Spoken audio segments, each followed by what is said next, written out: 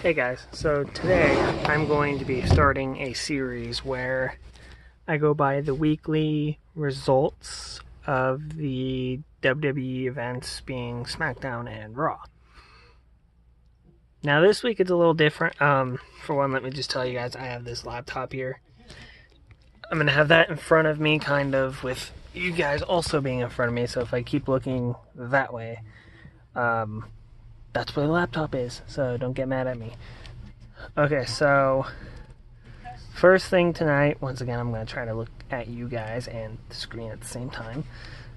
We had Ricochet and Finn Balor versus Bobby Lashley and Lio Rush. Now, for those of you who did not watch Extreme Rules, Finn Balor won the Intercontinental Championship from Bobby Lashley by pinning Lio Rush. Now, this is the day after, and they're still having them, pushed as more of a team instead of having them go, fight against each other.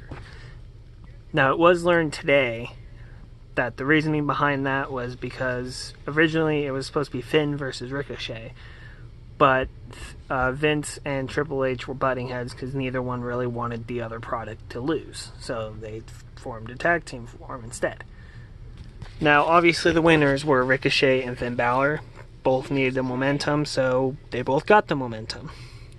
Also, I know you guys noticed, I shaved.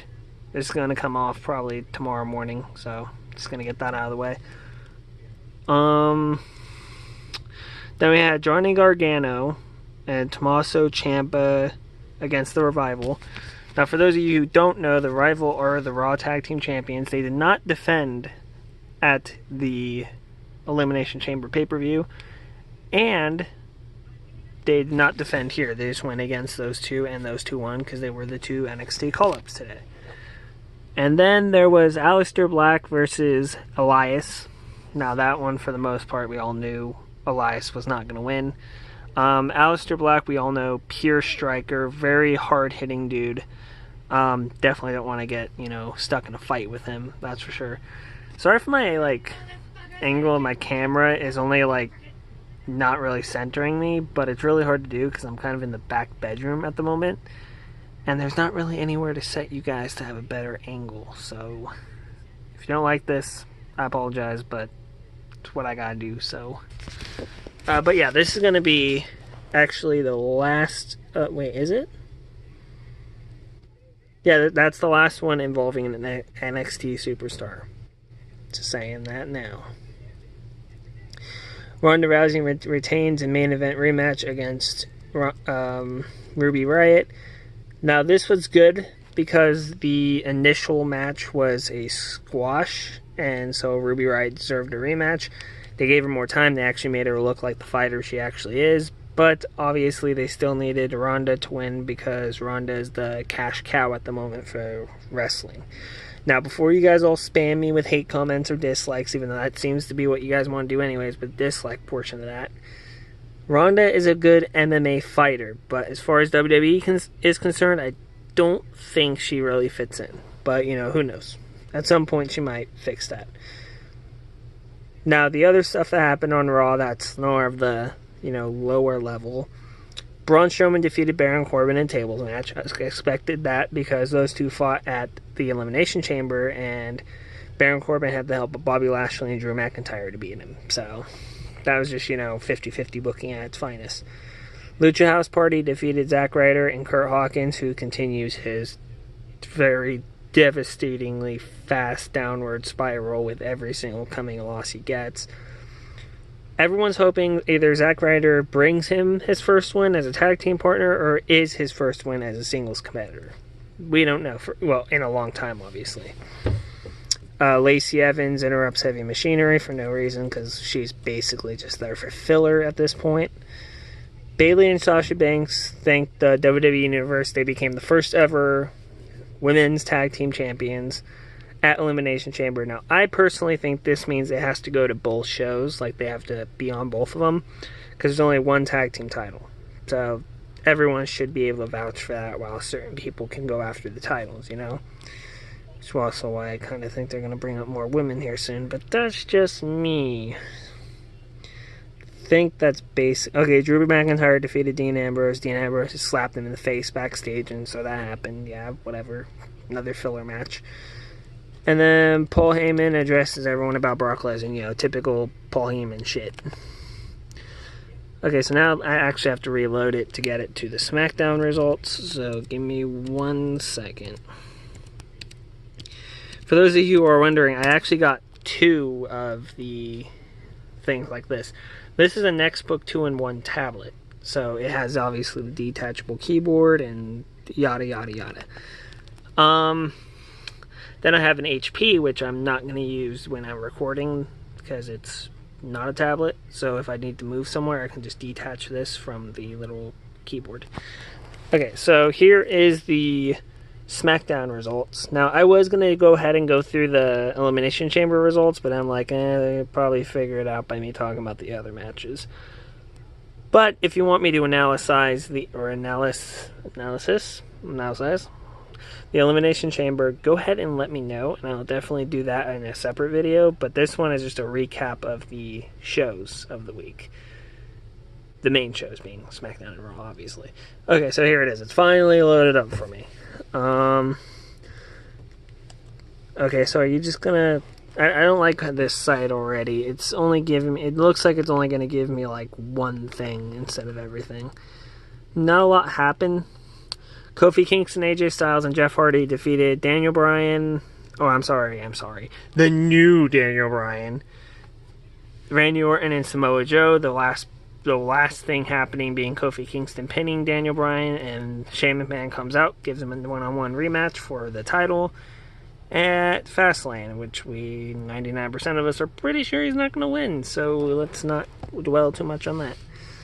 But WWE's kind of been wild lately, so anything could happen. Aleister Black defeated Andrade Cien Almas by pinfall. This one surprised a lot of people because it's like, why Andrade? Andrade's had some good momentum. He's had some pretty good matches, and you basically just fed into Aleister Black. So I feel like they should have done the same thing, slightly the same thing, because this isn't the same situation. But the same thing they did with Finn Balor and Ricochet, they should have done here. That's all I'm going to say about that one. Tommaso Ciampa and Johnny Gargano defeated The Bar. That was kind of surprising. You kind of weren't expecting them to win both their matches on both shows. You were expecting maybe a 50-50 booking, because that's the way WWE works when they bring in their new talent. But this time they were smart. I believe it was by roll-up. Tommaso, I think, got Cesaro. I might be wrong on that. Ricochet defeated Eric Young of Sanity, which, God, where has fucking Sanity even been? This was the expected result of that match. Eric Young's, very good, but he's not... Him and Sanity aren't really a fixture or anything, so you didn't expect them to win. Trying to introduce Ricochet, and they obviously did. So the other things that happened last night, whereas Shane McMahon orders a rematch between them and the Usos, being him and The Miz. That'll happen at Fastlane. I'm not sure what they're doing. They might have him redrop the titles back to him. They may have him lose that and have Miz versus Shane at WrestleMania, which would be weird. But would also be a good change of pace, I guess. I don't know. At least for The Miz, it would be a good change of pace. I don't think it matters who Shane fights. Mandy Rose defeated Asuka via pinfall. Now, that was probably the most shocking moment of the night, because no one really expected anyone to just beat Asuka on a SmackDown show. But I guess you kind of have to maybe plant some seeds for Fastlane, for her having an actual opponent for it, instead of her missing it like she did in Elimination Chamber. Also, R-Truth wasn't on SmackDown, so that kind of devalues the US title. So you're kind of killing 2 titles off by them not showing up. You have one held by Daniel Bryan that's being the WWE champion, and he's showing up, and the tag team champions are showing up. Everyone else doesn't seem to want to show up that are champions, or aren't being booked as the way champions should be.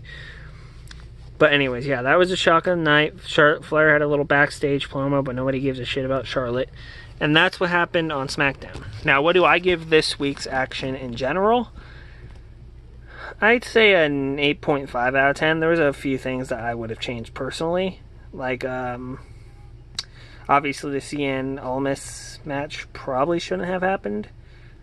I feel like Asuka shouldn't have lost to Mandy Rose. It should have been someone else to lose to, but either way, it works. I don't think they should have announced that NXT stars were on the show at the beginning. They should have just let them come out on their own. But other than that, I don't see any problems with it. To reiterate this, I said it at the beginning. This is going to be more of a weekly, recap thing. So it'll be every single week I do this. I don't know how I'm going to title them or anything. I might just put, Smackdown and RAW following Elimination Chamber or something along those lines. But if you liked it, hit the like button. And for those who dislike it, at this point, you're just going to dislike everything I do regardless. So if you dislike it, good for you, I guess. But if you're one of those dislikers that actually want to help the channel, please leave a comment as to why you're disliking. I'm just saying, I would like to fix the channel so people actually like more people like what's being put out. If you guys would rather just keep disliking, that's cool too. It's up to you.